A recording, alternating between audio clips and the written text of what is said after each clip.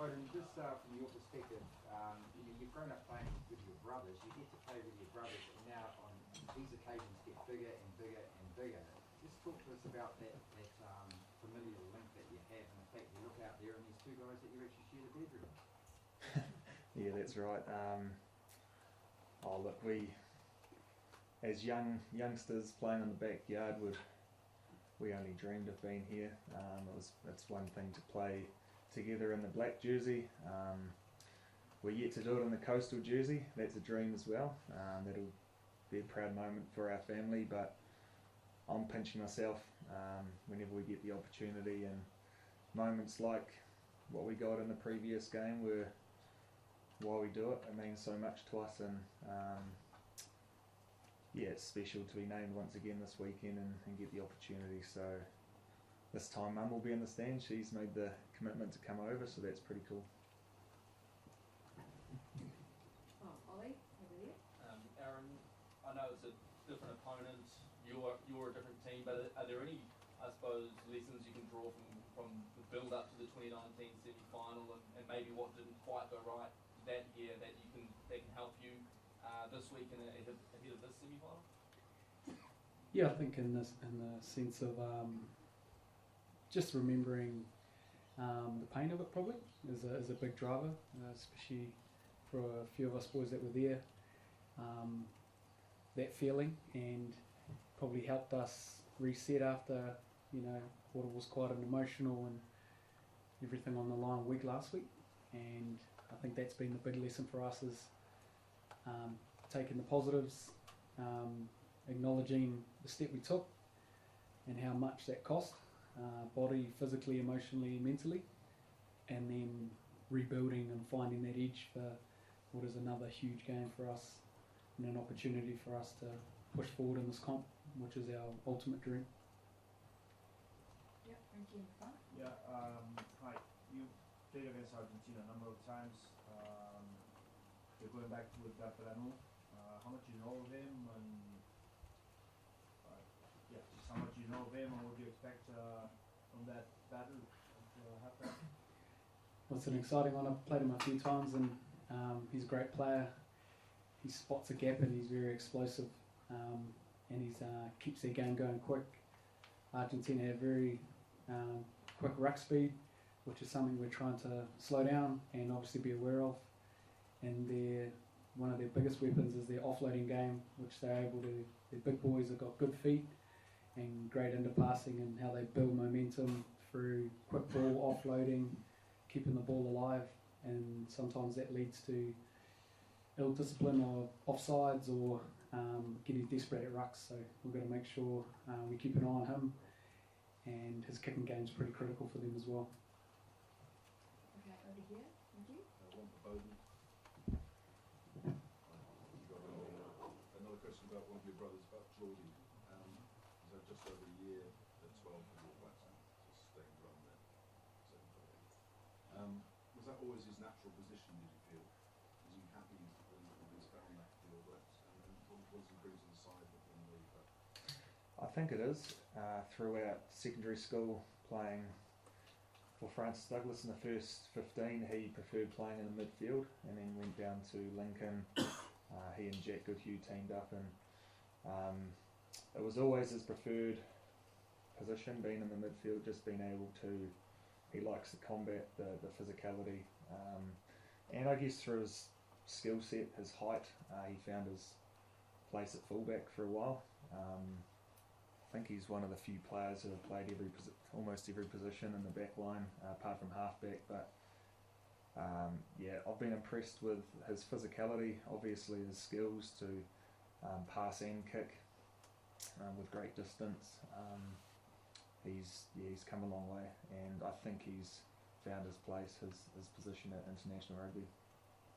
Okay, Luciano. Yeah, I'm his assistant. Basically, Argentina showed something against England which wasn't what they showed against Wales. Which team do you think will show up on Friday?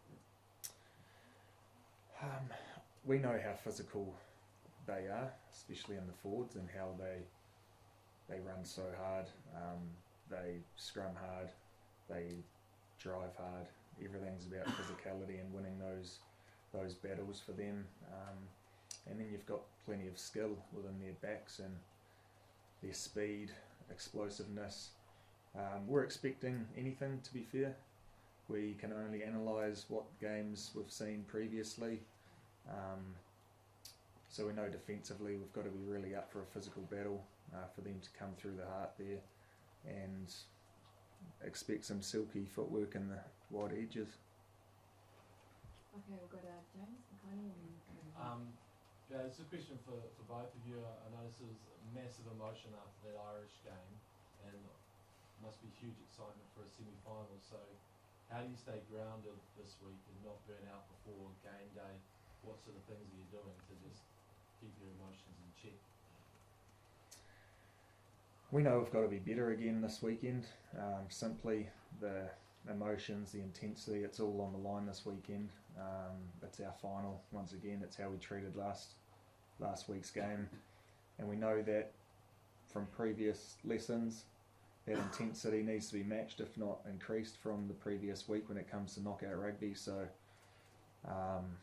we're well aware of the great supporters the RGs have and the scoreboard and all of that. If you give them a good sniff early on, they thrive off that, and they can smell blood. But yeah, we're up for the challenge. Whatever comes our way, we'll be ready.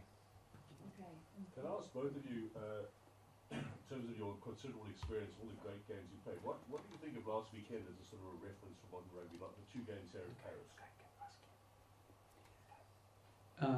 Yeah. As I said on Saturday night, that was the proudest All Black performance I'd been a part of. The build-up, the emotion, and the game, the spectacle itself, and felt like that game went for about 2 days, and that second half felt like forever. But it was so much fun and intensity, and just 2 teams not giving up, and our boys to really stay in it, really control that last 10 minutes was the most proud point. And then to defend 37 phases, stay on side, not give away a penalty, not give them another opportunity, and for one of our senior players to nail the last moment was pretty special. And then you look at the other quarter-final, what a game as well. So that's the beauty of this World Cup. It's been a spectacle the whole way. The French public, the French stadiums, the weather. As a player, you can't. You appreciate so much about what's gone into this tournament, and to be still a part of it is just such a blessing. And as players, it's your opportunity to make sure you prepare and give it absolutely everything each day to when you get a chance to play. And we're lucky enough to have another opportunity this weekend, and we want to be better than we were last week. Andrew Seville at the back there. Aaron, you mentioned last weekend, the highs of last weekend. How do you come back down and then go back up again? How big a challenge is that? Yeah, I think you've just got to look it in the face and go, yep, that's we took that step. But I'm an emotional person. I use things to fuel me, and I remember being in the same position 4 years ago, and we didn't get it right that night. And this opportunity, that messaging this week around taking the learnings. But I think personally for me, going into this game, I want to really start better. My execution was off for a good chunk of that game, and I cost our team dearly with a yellow card, and my first 2 passes found no one. So personally, I'm just trying to make sure I can execute my role for the team, and I think in the second half I was able to do that, just do my job, trust my instincts, and play.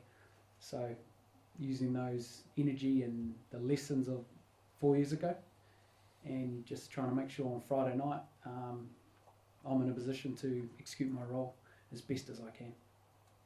Leon? All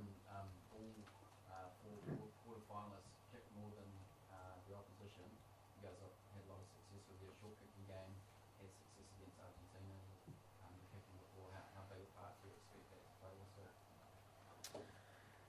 Yeah, we were early on in the competition quite surprised with everyone's long kicking game. With the warmer conditions, the ball was certainly travelling a lot more, so we'll still see a fair bit of long kicking, but with the conditions now, the weather's a bit cooler, it's raining, there might be a few more balls going up, contested balls along the ground, so it's all about finding that space. It's having a repertoire with many options of getting the ball there, multiple players who can also kick is very important for how we play. Okay, in front here. Thank you very much. A question about people now about your captain. What has Sam Cane brought to the group in times when it has been tough over the last couple of years that has made him an exceptional leader and maybe one who will win the World Cup? I've been very complimentary in my words towards our skip recently. A lot of you don't see or hear what he says to us in huddles and meetings.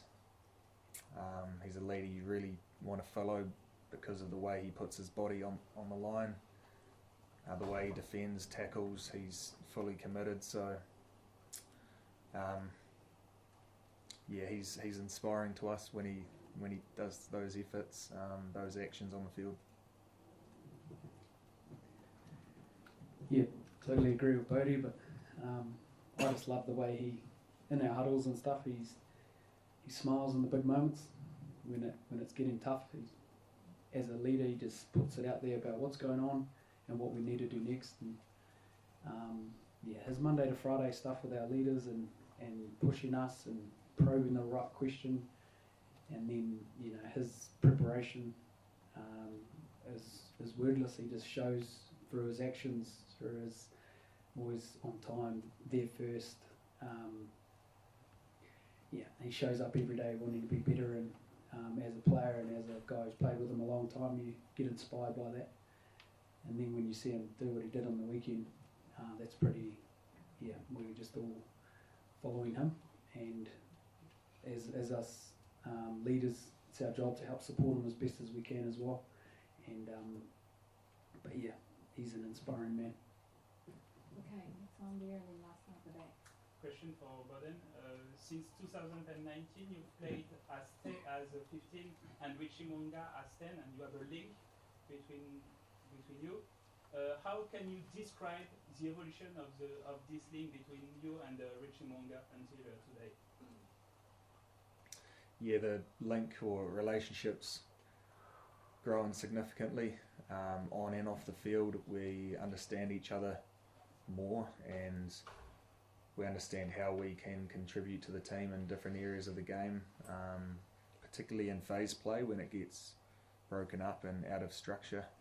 We're both there and we can bounce off each other, and if Richie's in the ruck, I can stand up and direct play with the halfback and vice versa. So it's been a pleasure to play with Rich, and also with D-Mac. Whoever's out there, the 10-15 combinations, very important to this team. Last one at the back, thanks. Hi, Beauden. I know it's a long time ago now, but how did you manage to overcome the defeat of the opening game against France? What did you learn from it? We have the feeling you get more and more insurance game after game. You're testing my memory there. It seems like a long time ago, but we missed a few opportunities, particularly in that second half. We felt we probably deserved more points in the first half for how we played, but that's rugby. Sometimes it doesn't work like that. There were just some critical moments in the second where you've got to take those against a quality side. But like I said, it's quite a long time ago. Obviously they're a fantastic team with threats all over the park. I admire the way they play rugby with a balance of physicality and flair, and the way they find space. So we really respect them as a rugby team.